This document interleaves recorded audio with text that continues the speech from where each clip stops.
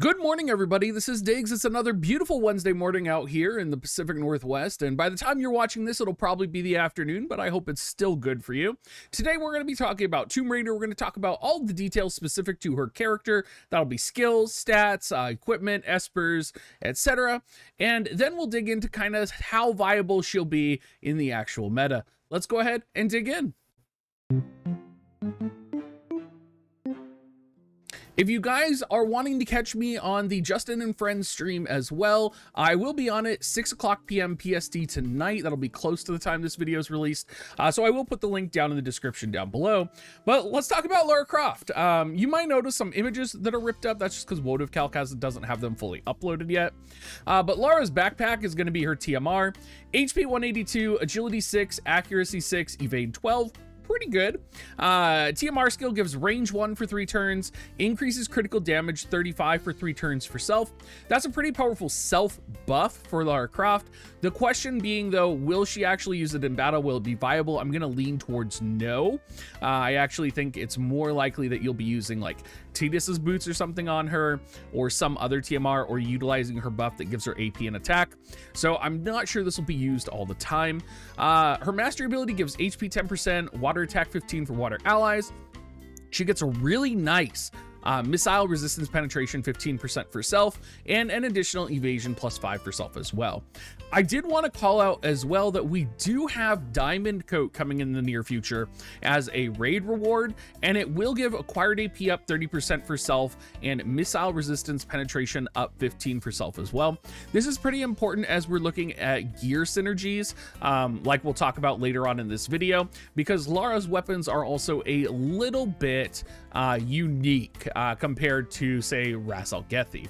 First, though, let's take a look at her stats here, and probably the biggest comparison is to Frederica. So the top is going to be Lara Croft's stats here, and then the bottom is going to be Frederica's stats. And pretty much the big difference comes down to dexterity and attack. Lara Croft has more attack by about +40. Frederica has more dexterity by about +50. Lara Croft does have more critical hit rate, 50% slow resistance, 50% blind resistance, and 10% stop resistance. So she does have some nice resistances. She also has 257 luck, which is significantly more than Frederica's luck, right? Because we are expecting Lara Croft to be a bit more evasive. Another nice thing about Lara, she does have 10% slash resistance and 5% missile resistance. She also has 15% missile resistance. She has 5% magic resistance, sorry. But she has just a really good slew of resistances that will help her, you know, even if she's a very high evasive unit, she's going to be able to take a hit, hopefully, which is the most important thing. Now, a lot of people are talking about whether you want to use Lara's dual pistols or whether you want to use Ras Abilities. And I do believe that Lara's dual pistols are going to be the best in slot gun for all gunners going forward, is what I'm thinking. The reason I'm thinking this is most gunners have very high dexterity, which leads gunning characters to be very high critical hit rate prone, right? A lot of them are going to land those critical hits. So having a weapon that has critical hit rate +12 on it with Lara's pistols, an additional +15 critical hit rate for self as well. So this weapon basically gives +27 critical hit rate. We haven't seen a weapon like this since Drake's Horn Spear. The thing is though, it gives 180 attack as well. So even the assault version of the Ras Abilities only has 207 attack. The critical hit rate version has 165 and 13 crit.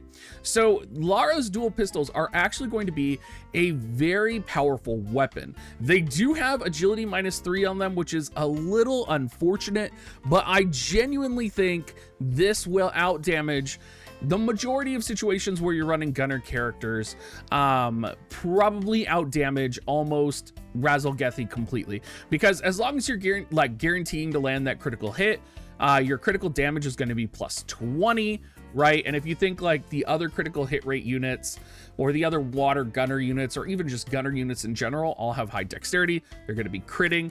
So this will be a 20 mod with the critical damage as opposed to a missile attack 15 mod. So I do believe that Lara's dual pistols will replace Ras Algethi as the best gun in the game. And I think this will be even more relevant when we do get the diamond coat into the game, because it'll really potentially be one of those situations where, you know, it's a automatic equip on gunner units, and it's just going to not only modify that missile resistance penetration and give acquired AP up, but it's also going to let you focus on equipping gear like critical hit rate and critical damage. There's a couple people who pointed out that, you know, maybe it's more damage to equip Ras Algethi and then to use right now Shinra's Bangle, because you can't put Shinra's Bangle and the dual pistols on really at the same time because the crit damage won't stack. I think after looking at it, looking at the numbers and kind of calculating out the crit damage chance, I actually think you're going to be better off setting Lara's dual pistols and not putting Shinra's Bangles on Lara, especially when Diamond Coat comes out. It's just not going to make sense to use Shinra's Bangles on her. Taking a look at her support abilities, her upgraded breath control ability is going to be Ace Adventurer, which gives defense penetration 40, evasion 20, and critical hit rate 15. Then you kind of have to decide what other secondary ability you want to put on her. You have Concentrate for range 2, Ranger Lore for range 1, accuracy 25, Missile Mastery for missile attack 15. Then you have Focus for decreased activation time and missile attack 12. I think missile attack is going to be the most relevant. However, I could see the argument for Concentrate if you're wanting to play long range and utilize her limit break to sort of decrease her enmity. So I could see like running Concentrate and then running her TMR itself for that additional range 1, so that she is a extremely far range gunner. Interesting ability, like counter options as well. You're going to set reflex no matter what. It is interesting to note she does have counter shot, and she has an evasion based counter, which kind of synergizes well with her. I think no matter what, though, you're going to be wanting to set reflex. Her limit burst gives a decreased chance of being targeted for self. High range, only 38 AP, and it's a 200% modifier. Again, with the range up, with all of this, I think it could be really good, depending on how you do kind of play her out. And I think it could actually keep her safe and shooting for quite a while. Her main kit is interesting, I would say. It does have rapid fire, which is like the standard gunner ability, I feel like. Adrenaline, attack 40% for 3 turns for allies. Restore AP 15 for self. Steady shot is piercing, 25% chance to inflict blind. Double bullets upgrades to give evasion 25 for 3 turns to self, and it's only 21 AP, so it's a 200% modifier multi-hit attack that is going to increase evasion 25 for 3 turns. And I'm not sure how the multi-hit modifier works on multi-hit abilities. I don't know that we have a multi-hit ability in the game that has this high of a modifier. So this could actually be a very powerful ability. And I'm kind of curious because you also look down here in her sub kit, she has triple shot, which is 165x modifier with 3 hits. So I'm curious how these multi-hit abilities are going to kind of affect her damage. No doubt she'll be really good chaining in PvE if you do want to run like PvE chaining compositions, but I'm very curious.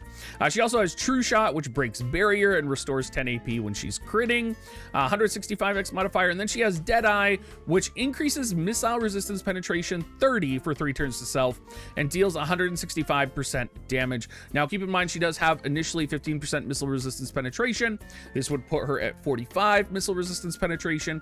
You can also, when Diamond Coat comes out, get another 15, so you're looking at potentially a 60% missile resistance penetration on Lara, which is pretty good. Taking a look at her sub jobs, I do think you'll be subbing Tomb Raider for her if you are looking for like PvE content. However, the big problem with her primary kit is there's no access to area of effect attacks. Literally every one of her attacks is single target. So you can only access an area of effect attack, and literally the only area of effect attack she has is Barrage from Sub Ranger. And that's a pretty good, powerful attack. You'll probably be subbing her to use Barrage in some instances, so definitely consider that.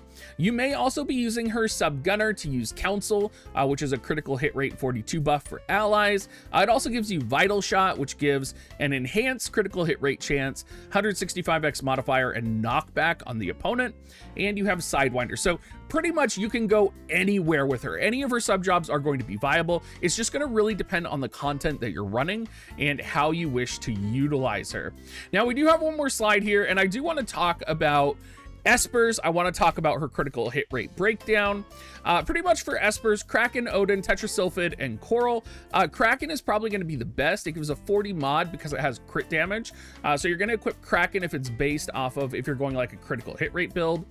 Odin, of course, is just universally good for Maneater.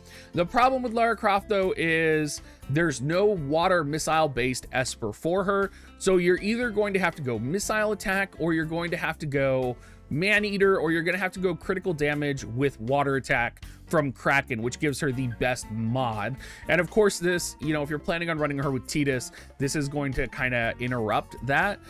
So lots of things to think about here. Ildira's VC should be in the party when you're running Lara, just because it's going to make her literally crit no matter what. Glaciela's VC is going to be really good for crit damage plus. We, of course, have Glaciela EX coming out here in the near future, so very important to think about there. And then, of course, her own VC gives critical damage up and individual crit and evasion up on herself, which is going to be a no-brainer if you're running a water missile comp. Now, what's her critical hit rate? What's the breakdown on this? She gets 17 from her ability board, 15 from her support ability, 28 if you're running her guns, 10 from the VC. So her total crit is plus 80.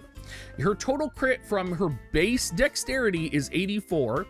So she has 164 crit, which is about the same as Cloud and Tifa, but this is without factoring in the Esper dexterity stats, the Esper crit stats, if Ildira's VC is in the party.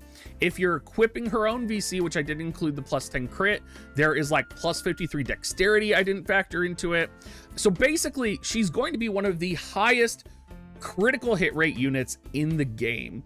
I actually think she might be the highest critical hit rate unit in the game right now, especially with kind of lining up her VC and the amount of dexterity is on it. I think the only unit who may have more dexterity than her will be potentially Lucia EX when she comes out. It'll be interesting to kind of weigh and see. Anyway, everybody, we're gonna go ahead and call it here. I hope you guys are maybe a little bit sold on Lara. I'm definitely a little excited to mess around with her and kind of use Winter Victoria with her as well. Make sure you come and see me on Justin and Friends tonight. I'm super excited. It'll be in an hour and a half probably from this video, so 6 p.m. Pacific time. This video is coming out 4:30 p.m. Pacific, so make sure you turn up, make sure you say hi, make sure you say where you're from so that we, you know, get the Brazil shout outs and, you know, all of that. And yeah, have a great rest of your day, everyone. Also, if you didn't know, dig.gs/offer is back, so you can get your coins from the offer link now. See you later, guys.